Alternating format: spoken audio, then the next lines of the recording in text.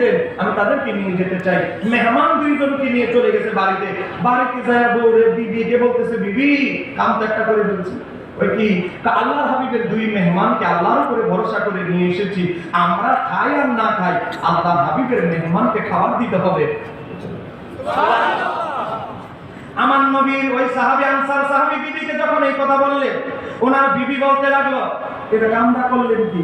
কথা নাই, বার্তা নাই, আমার থেকে পরামর্শ নাই, আপনি মেহমান দুইটা নিয়ে আসলেন, আপনি যদি আগে আরেকটু আগে বলতেন আমি কারো থেকে আটা ময়দা একটু ধারও নিতে পারতাম। এই রাতের বেলা আমি কার কাছে যাব? এখন আপনি কি করলেন? কারে কি আছে ঘরে এটা বলো। তো দুইটা রুটি বাকি, যে দুইটা রুটি চিন্তা করেছি আজকে অন্যান্য রাতের মতো আমরা স্বামী স্ত্রী না খেয়ে ঘুমিয়ে যাব, আমাদের যে ছেলে আছে মেয়ে আছে দুইটা বাচ্চা ছোট, তাদের দুইজনকে দুইটা রুটি খাওয়াবো আর আমরা পানি খেয়ে কাটিয়ে দিব। ও স্বামী, আমরা না হয় না খেলাম, কিন্তু বাচ্চাদেরকে কিভাবে ম্যানেজ করবো? দুইটা রুটি যদি দুইজন মেহমানকে দেই তাহলে তো বাচ্চারা অভুক্ত থাকবে, ক্ষুধার্ত থাকবে, তাদেরকে কিভাবে ম্যানেজ করবো? আমার নবী আনসার সাহাবী বলে, যে কোনো মূল্যে আল্লাহর হাবিবের মেহমানকে মেহমানদারি করতে হবে, তো একটা তোমার কৌশল অবলম্বন করতে হবে। তো বলেন স্বামী কি করতে হবে? তো তুমি চুলার মধ্যে আগুন জ্বালাও আর চুলার মধ্যে পাত্রের মধ্যে পানি দিতে থাকো, পানিগুলো গরম করতে থাকো, পানিগুলো ফুটাইতে থাকো, পানিগুলো যখন টকবক টকবক করবে আর বাচ্চাদেরকে একটু বোঝানোর চেষ্টা করবে, বাচ্চারা একটু ঘুমাও, তোমাদের জন্য যখন খাবার প্রস্তুত হবে তোমাদেরকে ডেকে দেওয়া হবে, তোমাদেরকে ডাকা হবে। বাচ্চা দুইটাকে যদি গরম পানির এই আওয়াজ দিয়ে কোনো মতে ঘুম পাড়াই দিতে পারো তাহলে তো আমরা বেঁচে গেলাম। আমরা তো কত রাত না খেয়ে কাটিয়ে দেই। আল্লাহর নবীর দুই মেহমানকে দুই রুটি দিয়ে শেষ করে ফেলবো, দুই রুটি দিয়ে আজকের মেহমানদারি কোনো রকম শেষ করব। একটু জোরে বলা যাবে?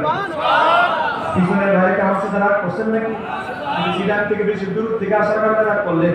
একটু জোরে বলেন না সুবহানাল্লাহ। আমার নবী আনসার সাহাবী কি করলেন? দুই বাচ্চাকে স্ত্রীর মাধ্যমে ঘুমালেন, দুই বাচ্চা ঘুমিয়ে গেল।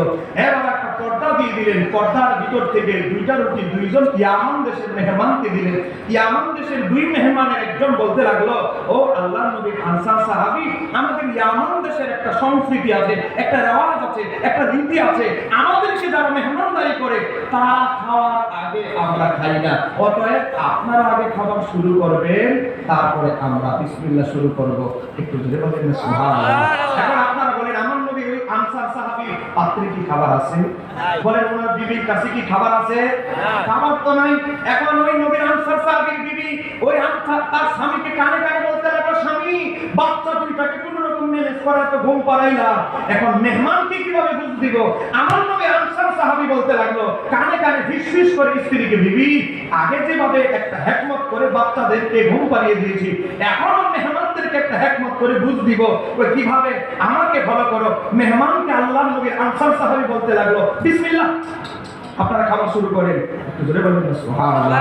বিসমিল্লাহ বলে মুখ নাড়িয়ে খাবারের অভিনয় করে বিসমিল্লাহ, খাবার খাচ্ছি বললে মিথ্যা হবে, এজন্য বিসমিল্লাহ বলে মুখ নাড়িয়ে আমার নবীর মেহমান যেন সন্তুষ্ট হয়, মুখ দিয়ে আওয়াজ করে স্বামী স্ত্রী বুঝাই দিলে আমরা খাবার শুরু করতেছি, শুরু করে দিলাম, আপনারাও শুরু করে দেন। বাবা শীতকাল ছিল, দুইজন মেহমানকে ঘুম পাড়ায় দিলে, তাহাজ্জুদের সময় গরম পানি করে দিলেন ইয়ামান দেশের মুসাফির মেহমান, ফজরের সময় আমার নবীর পিছনে নামাজ পড়ার জন্য মেহমান